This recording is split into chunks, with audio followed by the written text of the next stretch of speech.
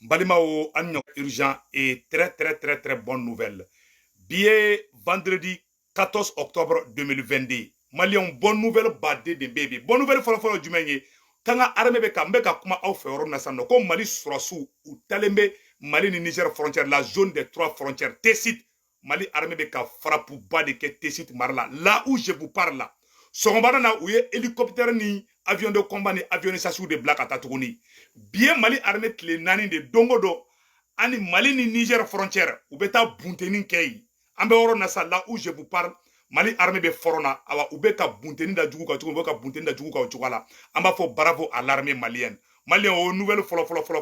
Malien nouvelle folo be non. Comme ministre keleme ka problème ba de soro Mali konana. Comme ministre ko kale beta plainte de Mali contre la nation sirina. Kale ministre ko kale konna flemba de be kata don aka ko bena ke chogo na malien de bulu. Donc ministre mogo keni wulembe tiers la kataka ou keleme ka conseil de sécurité saisi. Ministre keleme ka ta conseil de sécurité de saisi. Ko tiers la kambe oro mina ko bi.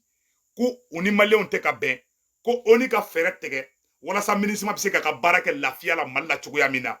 Yana ngata nya fe. Mbe conseil kele ni président Assimi ma. Président Assimi iko kadange me ministre ma gen. Président Assimi ni ma ministre ma gen malien mena ta kodo ke.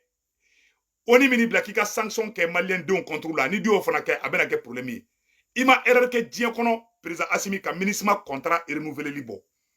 Ministre ma gen ou ka contrat cassé malien te ministre ma fait. Banda karaka ou reflète ka gabakurunta ka ministre ma bu. Malien to ministre ma fait di. Bon edou ngo kibe malien de onde. Bon malien de ngo koute ministre ma fait. Président Assimi ambi deli yere de do. Kana sera malien biko ministre ma gen ka ba Mali kono. Sinon à l'avant malien tout fait de. Oudou mena taka kare karo kono malien be gabakurunta ko bu. Ne moi je suis contre la violence.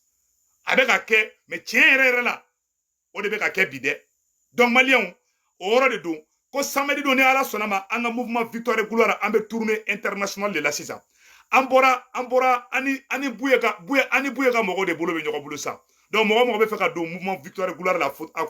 a fait flené donc bébé se ka do ala portu dala le mebe ay ambora e segu amena ta kita nambora kita abeta du mari dugute quand ta dugumina ne ala sonama ani buyeka mogo ashris fusrafa Bouye Aïdara depuis Nyoro, ala ka me encore. Anya bonne nouvelle sabana no fera soro. Ko Shogali Maïga. Ko Shogali Maïga ka fargan bana pew. Ko Shogali ka ngata kuluba. Shogali Maïga nga premier ministre Shogali Maïga ka ngata kuluba. Donc anyo information soro. Donc ko premier ministre Shogali ka ngata kuluba kani Assimi ka ngasigi ka kuma. Soni dron aba me ko Shogali nana. Soni dron aba me ko premier ministre Shogali nana. Donc ko nyafo bela jelengena. Ne be vidéo direct de la mbe qui appelle tege be ka RCC mbe vidéo direct de la quoi donc kanya fo bela jelengena ambe oro mi na bi ni nouvelle dumamba de ye ka irawla ka fo tien la premier ministre Shogali kene kani Assimi kan ga nyogonye bi voilà ou kunya programmer ku kan ga nyogonye bi donc malien i jombe ntiki bloqué comme avec adaba kama donc onya fo malien bela jelengena ambe oro mi na ko bi et am bela jelen ni son jalen badi du au nouvelle là ko premier ministre Shogali ko akan attaque et ashrifu sarfa fana fi anyo mais on n'est pas trop sûr ko premier ministre Shogali kan attaque Bouye Aïdara fi ashrifu sarfa ko akan attaque fi ana bele no be segu an ka mouvement victoire nyamogo ba le président d'honneur Sego Lassana Kane ko roi Douzouz e mobilingena madama bravo à roi Douzouz ala ka Sego Lassana Kane me encore anga foli be segu ka bela jelenge Sego Lassana Kane ale de anga fengere nyamogo ba ere ye ko nyafo malien de bela jelengena ka nogo bo oro la pew malien an bela jele ni sonjale be bi donc an bora ko fo ka nogo bo oro la donc amena anya nouvelle munu fo amena a détail bela jele di donc malien a vidéo partager be ka soro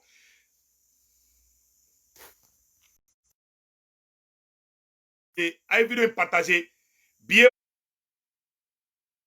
vendredi 14 octobre 2022 aywa anya nouvelle munu fo amena détail ou di nouvelle flo et des hélicoptères et des avions de combat des FAMA ont effectué des frappes contre les éléments appartenant aux terroristes Daesh à Argou à l'est de Tessit anga surasu tarakata frappe de ke Argou no e Tessit mara yoro yi ou tarakata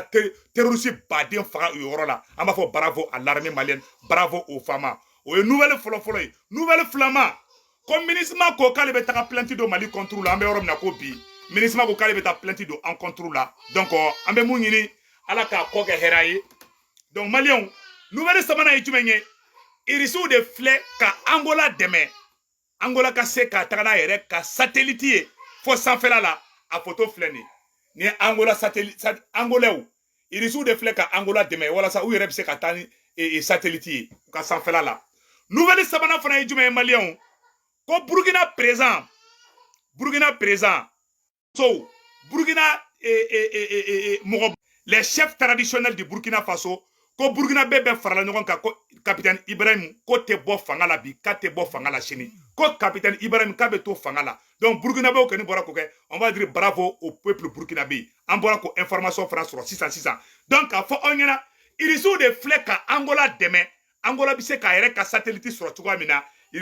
irisiw de filɛ ka Angola ka satellite bila ka taga maintenant satellite fɛngɛ ka définition fɔ aw ɲɛna l'Angola lance son satellite dans l'espace il doit couvrir toute l'Afrique et une partie de l'Europe. Selon le ministre angolais de la télécommunication, l'engin a été produit en Russie à la demande de Luanda et lancé depuis le cosmodrome russe de Baïkonour situé au Kazakhstan. Photo crédible. Oui, satellite Moublakata sans fait. Angola satellite Moublakata sans fait. Avec Afrique peut couvrir. Donc, il y a eu kono djea Angola ye. Voilà ça, Angola c'est ka satellite soro yere. Malion. Awa ateme soni asimi farabena asimi farabena ni on si satellite ni malien ni anyate irisu de fleka satellite di e fengema Angola ma ni Angola ka satellite de wulle a photo wala fana be mono boko ira awla malien no de fo yana sa mogo do be olu feje kadini mogo do tai anyo information soro mena meka photo boka ira o bela jelen kala je nyogo fe anyo de fana ngona nambeta ambese que Dieu bénisse l'Afrique malien a photo fleni irisu wulla ubeka Angola ken demebi a photo flè Angola ka satellite flè na a satellite photo flè na obela jele nyabala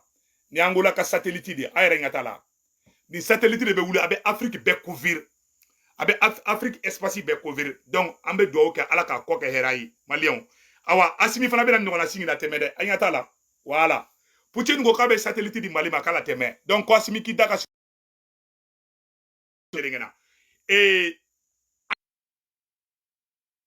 anye information do fana sura 600 malien ani so ngone re fana ngo bi video en kadide anye information tellement do sura 600 no ko aywa anye ana constitution courant min sigira qu'à partir d'aujourd'hui Mali au constitution courant min sigibi qu'à partir de ko ni constitution ko na passera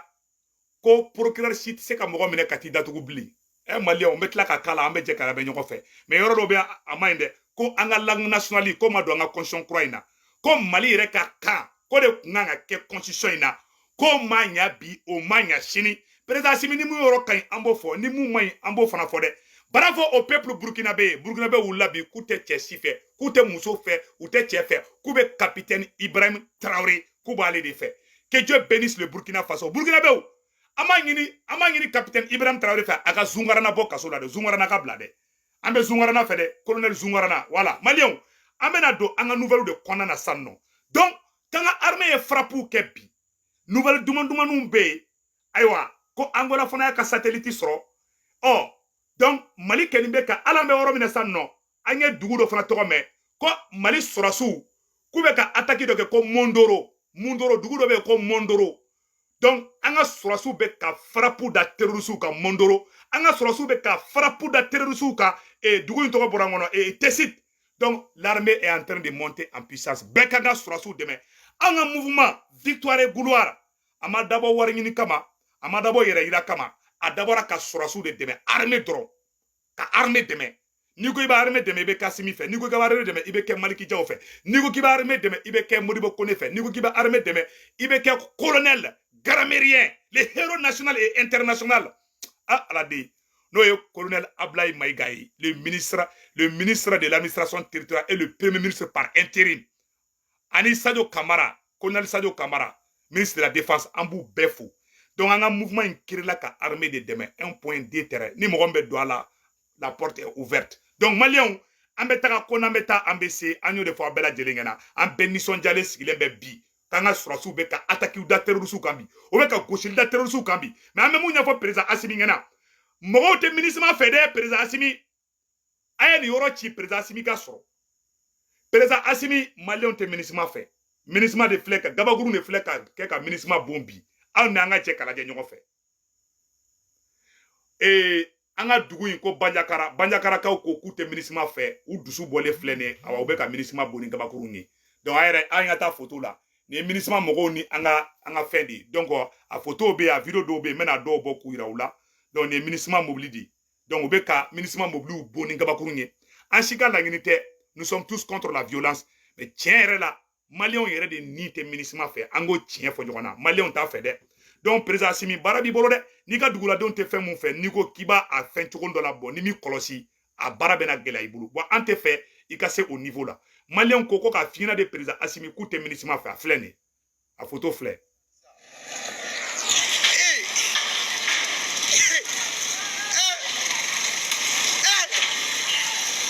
aw ɲɛ b'a la banjakarakaw de bɔlen bɛ bi k'u tɛ fɛ ka ministre mɛn donc an bɛ sigi kuma in kan bi ye vendredi 14 octobre 2022 président Assimi maliyɛnw tɛ ministre fɛ an b'i deli ala n'a kira kama ministre gɛn banjakarakaw de filɛ an balima dɔgɔnɔw attaque kɛra u ka dugu la saya kɛra u mana ministre mobili ye dɔrɔn bɛ gabakurun kɛ ka bon moi je suis contre la violence mais tiɲɛ yɛrɛ la maliyɛnw yɛrɛ de nin tɛ ministre fɛ bilen a photo filɛ dɛ aw n'an ka cɛ k'a lajɛ ɲɔgɔn fɛ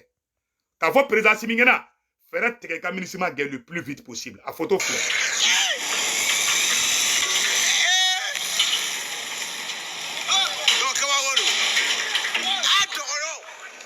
voilà donc an bɛ mun ɲɛfɔ président Assimi ɲɛna an ye information minnu sɔrɔ tiɲɛ yɛrɛ la mɔgɔw tɛ ministre fɛ dɛ mɔgɔw dun bɔlen bɛ fan bɛɛ bon an tɛ fɛ fana a ka taa kɛ violence fɛn fasugu dɔ bon n'a kɛra o ye o man ɲi e yɛrɛ ka jamana kɔnɔdenw u dusu kana taa bɔ ko ministre taara et puis ce qui est très grave dans ça ministre man kɔlɔsi ministre ko in na Assimi an bɛna coron a ko la a fɔ mun na ministre kɛlen bɛ ka conseil de sécurité de saisi sisan nɔ ONU na ministre kɛlen bɛ ka taa ONU de saisi ko u traitelen tɛ ka ɲa Mali kɔnɔ ko fɛrɛ ka tigɛ ko olu ka traité ka ɲa ministre tɛ fɛ ka Mali bila ministre kɛlen bɛ ka taga nin kalo tile 18 ni octobre kalo tile 18 ministre kɛlen bɛ ka taa ONU de saisi Mali contre la ko vraiment k'u sɛgɛlen bɛ ko ministre tɛ ka se ka ka baara kɛ ko ONU ka wuli donc ni ma ministre gɛn président Assimi i bɛna ni ONU bila ɲɔgɔn na i ka jamana kɔnɔdenw t'a fɛ a bɛna fɔ e ye dunan jigin i ka so e ka dugukɔnɔdenw tɛ dunan fɛ i ye ko bɛɛ kɛ ko k'u t'a fɛ n'i y'o dunan to i ka so ni mi kɔlɔsi i ka sokɔnɔdenw bɛ gɛrɛgɛrɛ lase o dunan ma dɛ ni denw tɛ e ye président de e ye jamana kɔnɔden bɛ fana ba de maliyɛnw de ko k'u tɛ ministre fɛ an y'a f'i ɲɛna an b'i fɛ quoi mais tiɲɛ na i ma erreur kɛ diɲɛ kɔnɔ ka ministre contrat renouveleli bɔ déjà Sado Kamara ko Mali sɔrɔsiw bɛ se ka Mali sécuriser ne t'a dɔn nafa mun bɛ ministre toli la yan aw yɛrɛ y'a yira ko Faransi de bɛ ka terroristes armés bon ministre dun ɲɛmɔgɔ bɛ Faransi de bolo donc vraiment an kɛlen bɛ mun kɛ ni fɔ président Assimi deli de don dɛ fɛrɛ kɛ i ka ministre gɛn n'i ma ministre gɛn baara in bɛna gɛlɛya an bɛɛ lajɛlen bolo bon ni baara in gɛlɛyara an si ka laɲini t'o ye a y'a lajɛ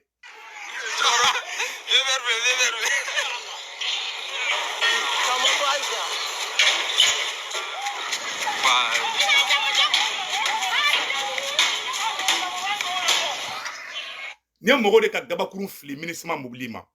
nin tɛ hɛrɛ ye dɛ nin tɛ hɛrɛ ye dɛ nin tɛ hɛrɛ ye walayi ni nin tora la ONU bɛna o ta sanction ta Mali contre la yanni an ka taa bi o gɛrɛgɛrɛ kɔnɔ ni dun ko k'i bɛ ministre jagoya maliyɛnw kunna i ni maliyɛnw fana bɛ bila ɲɔgɔn na donc tu n'as pas le choix mon cher président i ko ka d'an ye mais tiɲɛ ye mun ye n'i ma ministre gɛn i ni ONU tɛ kisi ɲɔgɔn ma n bɛ ka tiɲɛ de f'i ɲɛna ministre mɔgɔw ye communiqué kɛ bi ko mun bɛ ka kɛ k'a tɛ ka diya u ye bon e dun se t'i ka jamana kɔnɔdenw na bon ni i dun wulila k'i bɛ taga explosiw bila ka taga gazi fiyɛ mɔgɔ kan ni mɔgɔ dɔ banana a bɛ fɔ k'i bɛ ka ministre de défend maliyɛnw contre la an tɛ fɛ an ka se o niveau kɛ nin na vraiment i ko ka d'an ye mais fɛrɛ kɛ président Assimi i ka ministre gɛn ka bɔ Mali kɔnɔ an kɔni b'o conseil f'i ɲɛna bi i k'i hakili to o la donc o yɔrɔ o ye ministre ka côté yɔrɔ bannen ye an ye information télémani dɔ fana sɔrɔ ko burkinabɛw ye marche ba de kɛ bi k'u bɛ u ka Ibrahim voilà k'u bɛ Ibrahim de fɛ a filɛ nin burkinabɛw ka photo filɛ Burkina jamabaden de bɔra Burkina bi an yɛrɛ ɲɛ b'a photo la Burkinabɛ bɛɛ bɔra bi u ka assise nationale la k'u bɛ capitaine Ibrahim Traoré de fait. An bɛ conseil mun di Ibrahim Traoré ma, capitaine Ibrahim Traoré, to président la o ye kelen ye. Deuxième mois, Zungarana la bɔ kaso la. Ni ma Zungarana bila,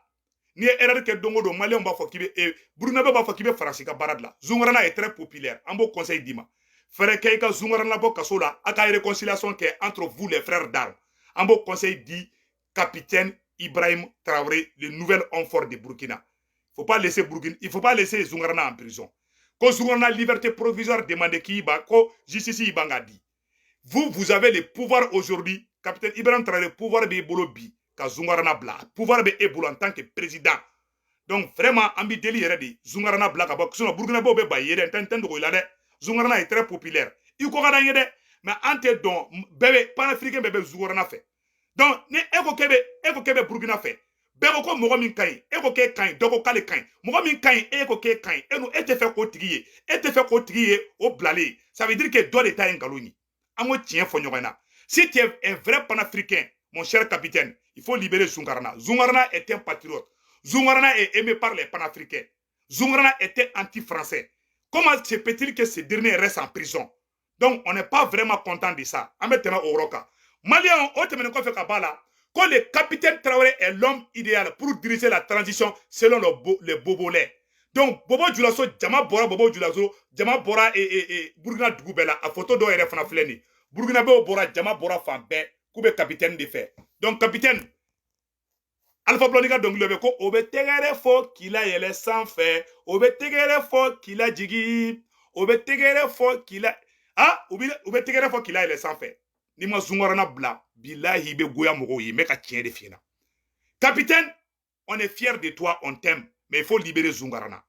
La justice a refusé la liberté provisoire.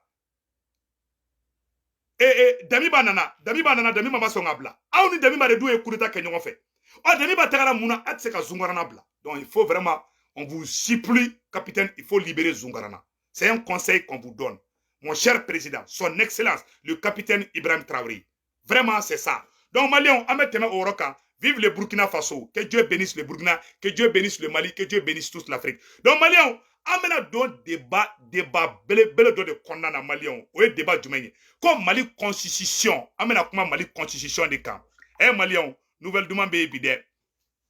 Ayaw, akilisiki, akilisiki, kongo, la nouvelle demande de phobie. Donc, billet vendredi 14 octobre 2022. Aïwa, Mali constitution kura min sigira. Malion ala sago au sago yananga tanya fe ka fo malien den bela jelengena. Malion ala sago au sago ko procureur site se ka Mali mine ble malien den chi mine ble ka ba don kaso la. Mais sigi kuma inka. Malion.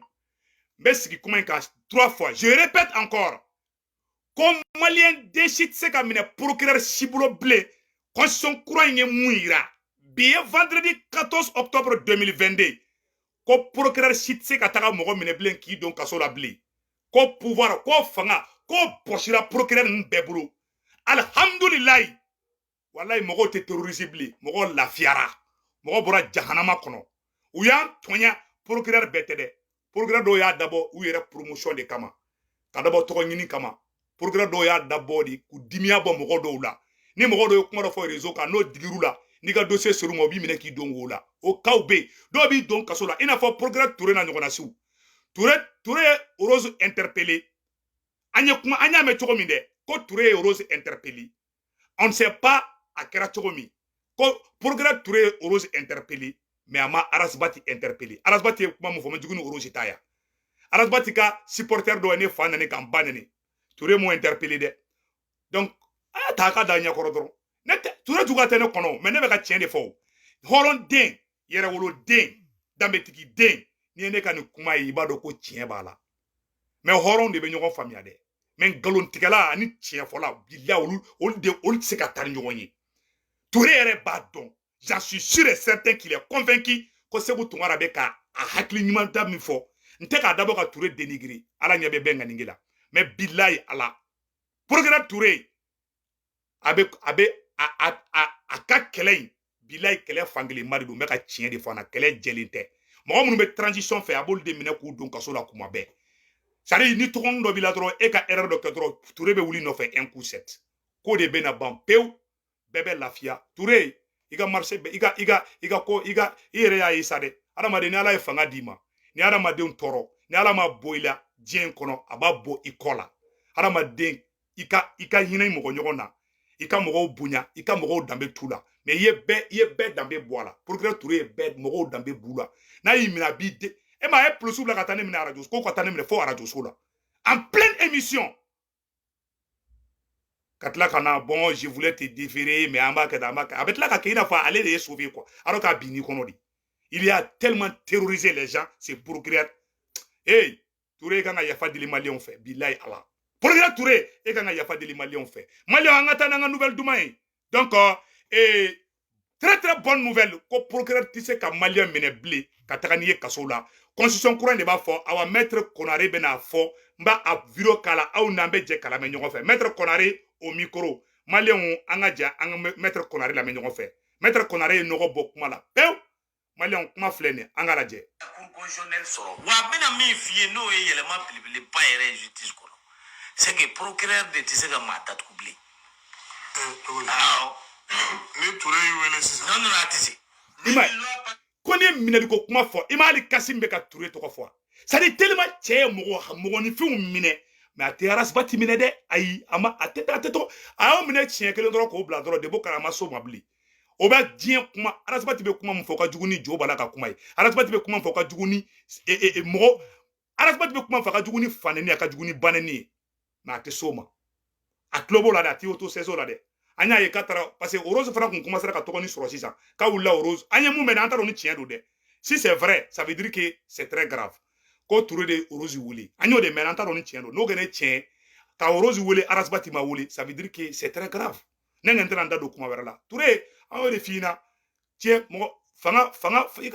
ka fanga de bantɔla filɛ pewu walayi mais yafa deli maliyɛnw fɛ maliyɛnw an ka kuma tɔ lamɛn. Se k'i wele non a b'i wele mais a tɛ se k'i datugu a kun ye mun ye a ma dabɔ fɛn wɛrɛ kama koyi c'est que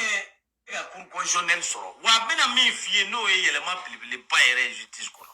c'est que procureur de tɛ se ka maa datugu bilen pewu ni Touré y'i wele sisan non a tɛ se ni nin loi passera a tɛ se k'i wele non a b'i wele mais a tɛ se k'i datugu a kun ye mun ye a ma dabɔ fɛn wɛrɛ kama koyi c'est que n'i ye diɲɛ jamana fɛn fɛn ta a fɔra de ko juge kan ka kɛ indépendant ye pour que ka se ka kiiriw tigɛ pour que ka mɔgɔw datugu mais procureur an yɛrɛ ka loi n'o ye faransi loi ye a fɔra de juge minnu bɛ jugement kɛ olu indépendant k'olu ye indépendant ye mais procureur n'est pas indépendant. Parce que procureur bɛ chef de b'ale la ale ka chef ye procureur général cour d'appel la cour d'appel procureur o ka chef o ye ministre ye donc o kɔrɔ ye mun ye sisan o kɔrɔ ye ni faama ye ordre min di procureur ma a b'i minɛ k'i. kuma bɛɛ filɛ ni fanga ye. i b'a dɔn an ka kaso bon bɛɛ defalen don mɔgɔ datugu c'est à dire que i nana dɔrɔn olu minɛ k'i fili wo la. a banna. ko de dabila tellement u ye mɔgɔw tɔɔrɔ ka mɔgɔw torturer ka mɔgɔw terroriser a y'a ye sa dɛ an ka avocat ba de filɛ ka nin fɔ tan cɛ u ye mɔgɔw tɔɲɛ quoi bilahi u ye hadamadenw tɔɲɛ u ye mɔgɔw ka casier de judiciaire tiɲɛ u ye hadamadenw tɔɔrɔ ka hadamadenw tɔɲɛ mɔgɔw bɛ kaso la nkalon kan tiɲɛ t'a la vraiment u y'an tɔɲɛ bilahi u ye hadamadenw tɔɲɛ an y'o de fɔ o de kosɔn minnu y'a baara kɛ i bɛ dɔw ye i bɛ mɔgɔ dɔw ye u faw bɛ sa dɔrɔn ni fa ma don a den dɔw la den dɔw bɛ kɛ zon ye a den dɔw bɛ kɛ mɔgɔ lankolon fasugu dɔw ye dɔwɛrɛ tɛ ni fa ye adamadenw tɔɲɛ o de kosɔn ne b'a fɔ bɛɛ ɲɛna ne ye mamusolamɔden de ɲumanya kɛ n'i ye ɲumanya kɛ a bɛ bɔ i denw na n'i sara don min a bɛ fɔ ko karisa den de ye nin ye mais n'i ye kojugu kɛ adamadenw na n'i sara bilahi i kɔ bɛ kɛ i ye miliyari minnu sɔrɔ nkalon ni namara kan ni denw m'a wariw dun ka kɛ dɔrɔgutala ni zon ye ka kɛ mɔgɔ lankolon ye e ye mun da walidenw kan dɔ b'a da i den kan o y'a ye danbe bɛ mɔgɔ min na mɔgɔ min bɛ réfléchi ten dɛ mais danbe tɛ mɔgɔ min na o réflexion tɛ k'i la o de ko samba fo bena mo beka sabali a bena la che adamaden pouvoir bi bolo chogo dambala depuis Touré mana ni mekala de o ye jene sogo dogo fola de mine ka humilier ne se ko tongara mo folo mi défense ta Facebook ka o ye jene sogo dogo di o ye jene sogo dogo mine mais procureur Touré ma jene sogo dogo mine de ango tiɲɛ fɔ ɲɔgɔn na procureur be Touré fana ka fisa n'olu ye bila nga tiɲɛ fɔ moi je ne suis pas contre procureur Touré mais a y'a ka carrière de tiɲɛ quoi an kana ɲɔgɔn nɛgɛn quoi walahi bilahi a ka image c'est très grave quoi ali sa ɲa bala de kabet et puis Touré ɲa dɔlen bɛ extérieur mɔgɔ de la dɛ ka sɔrɔ extérieur de Mali révolution bɛ kɛ a tɛ faso den ɲuman fɛ quoi procureur Touré n'i ye faso den ɲuman dɔrɔn a t'i fɛ a ye mun fɔ ne ma a b'a dɔn ne b'a dɔn ne se ko ni ala ana kira cɛ ni kuranɛ cɛ procureur Touré ko an bɛ ka mun kɛ k'an bɛ nkalon de kan mɔgɔ jumɛn b'a fɔ k'an bɛ ka kuma mun fɔ ko nkalon don k'an ɲɛ i bɛ ka gɛn ko Mali ma changer procureur Touré da ne da ni ɲɛ nkalon nɔrɔ la n fa su kana tunda o de kosɔn n bɛ kariya k'a f'a ɲɛna quoi parce que ne ye yɛrɛ wolo ne ye hɔrɔn de a yɛrɛ fana hɔrɔn de don a b'a dɔn n bɛ ka mun fɔ tiɲɛ de don je n'ai rien contre procureur Touré mais bila a ye mun fɔ na n tɔɔrɔ n kɛrɛ tɛ ka se ka yafa ma quoi i ye minɛ nkalon kan o m'i bɔ i kɛrɛ tuguni ka fɔ tuguni ko an ye i bɛ ka gɛn k'a ye nafa jumɛn ɲan ye belle de cerveau ye n seere ye a dɔn belle de cerveau tun bɛ tribunal la procureur Touré ko k'an ye i bɛ ka gɛn k'a ye nafa jumɛn ɲan ye mais sɔrɔso tɛ politiki dɔn de sinon Touré wa i bɛ Touré fili fo c'est-à-dire guerre bɛ yɔrɔ min na i b'a fili ka taga fo yen di bilahi an bɛ ka tiɲɛ de fɔ ce monsieur n'aime pas les dignes fils de ce pays a y'a bɛɛ humilier a y'a bɛɛ ka casier judiciaire tiɲɛ ka bɛɛ minɛ Arasa filɛ manamana kan fɔ la don a tɛ tɔgɔ interpeller o c'est-à-dire tɔgɔnin b'i la dɔrɔn a b'i minɛ a ye jaba sɔrɔw minɛ a ye gaspiw minɛ a bɛ bɛɛ minɛ alors que i bɛ mɔgɔ wele dɔrɔn ka kuma fɛ dɔrɔn a bɛ ɲɔgɔn faamuya il faut qu'ale k'i minɛ di a ka fɔ k'ale y'i minɛ et puis il est très fier de ça mais n ko ala bɛ yen a kɛra bɛ yen denw b'an bolo an bɛ mɔdenw sɔrɔ an bɛ sa k'an denw to ni adamaden miir'o la i bɛ sabali mais adamaden min tɛ o yɔrɔ jateminɛ tu vas continuer jusqu'à ce que i bɛ bin awa bɛɛ bɛ ba i ye Touré hali ni wulila mɔgɔ si tɛ sɔn i ye parce que Arasa bɛ ka kuma Touré i tulo b'a la Arasa ka supporter den dɔ bɔra ka Segu Tunkara fana ba de ni y'a je i y'a mɛn i m'a minɛ a b'i ka commune fana na i m'a minɛ an ɲɛ b'a la k'i ye Rose interpellé c'est très grave ne t'a dɔn i bɛ ka justice modèle min kɛ je ne sais pas c'est très très grave ne ka n t'i dɔgɔya ne ka bonya b'i kan mais wallahi bilahi i ka carrière bɛ tiɲɛ i ka image bɛ tiɲɛ procureur Touré ne Segu Tunkara je le dis à haut et intelligible voix n b'a fɔ haut et fort Touré bilahi malien fɛn fɛn bɛ faamuyali kɛ k'a bɛ ko dɔn a bɛɛ banni ye bi c'est la pure et simple vérité i ye adamadenw terroriser diɲɛ fan bɛɛ et puis i ɲɛ kun donnen bɛ ka taga yɛrɛ wolo mɔgɔ ka tigi kɛ olu ka k'olu minɛ alors que mɔgɔ wɛrɛw bɛ k'o acte wɛrɛw kɛ ka tila tuguni an ɲɛ bɛ écrit dɔ la dɛ ko Touré bɛna bɔ ko Touré bɛna mɔgɔ minɛ extérieur la dɛ n ko nin ko ne ye nin kuma mɛn ne bɛ yɛlɛ de quoi k'e bɛna mɔgɔ minɛ baaranikɛlaw tɛ Bamakɔ wa faso denjugu tɛ Bamakɔ wa minnu bɛ k'a fɔ ko l'armée ne monte pas o tɛ Bamakɔ wa et y a tout là mais qu'on se dise la vérité dans ce pays parce que Sorasi do bon an tɛ fɛ ka n da don o yɔrɔ la parce que Touré bɛ ko ne ye sɛnɔgɔ jɔlen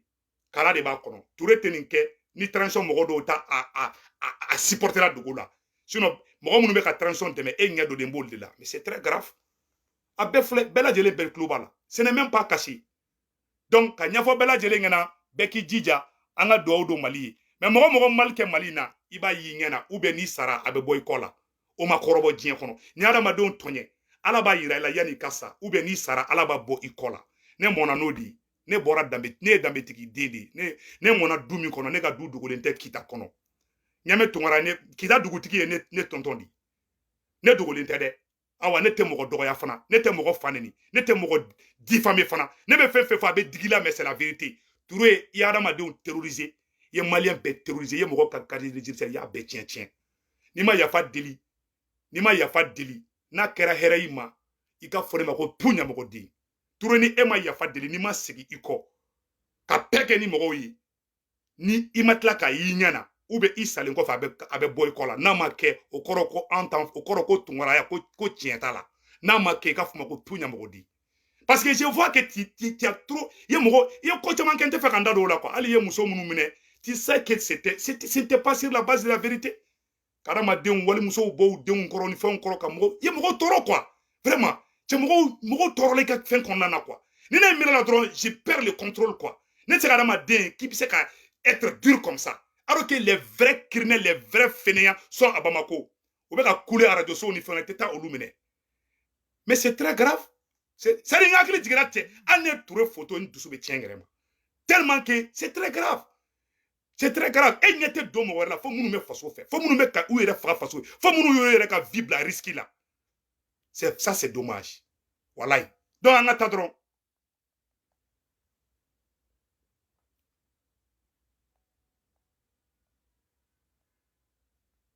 Constitutionnel sɔrɔ wa a bɛna min f'i ye n'o ye yɛlɛma belebeleba yɛrɛ justice kɔnɔ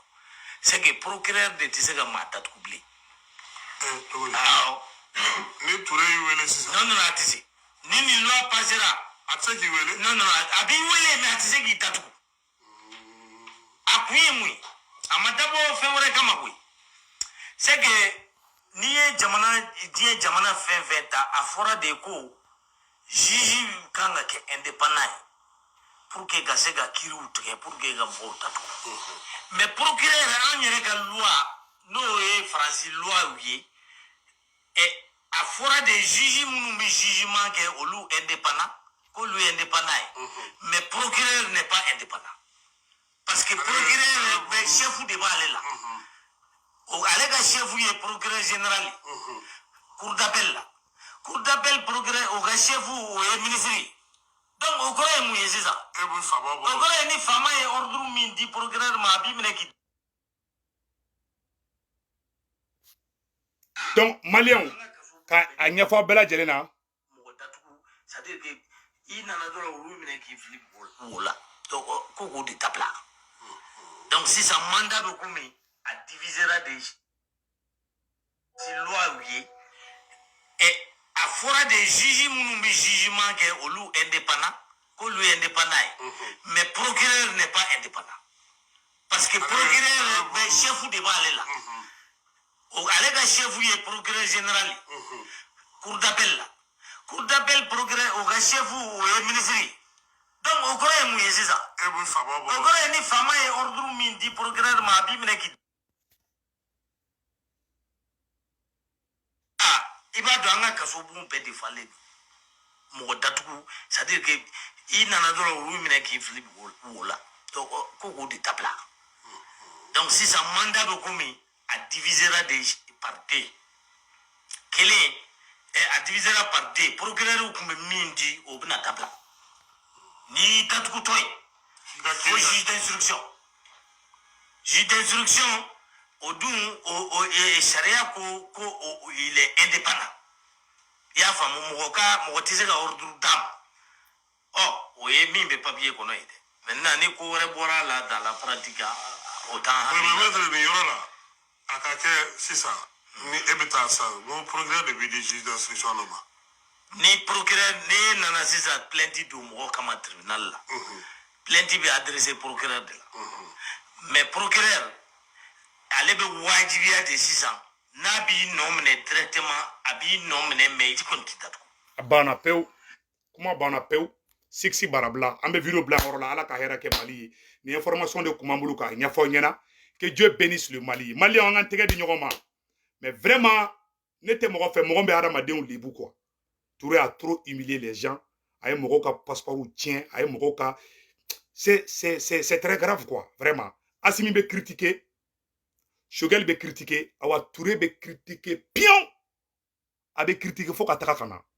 hali Kasoge bɛ critiquer hali ne bɛ critiquer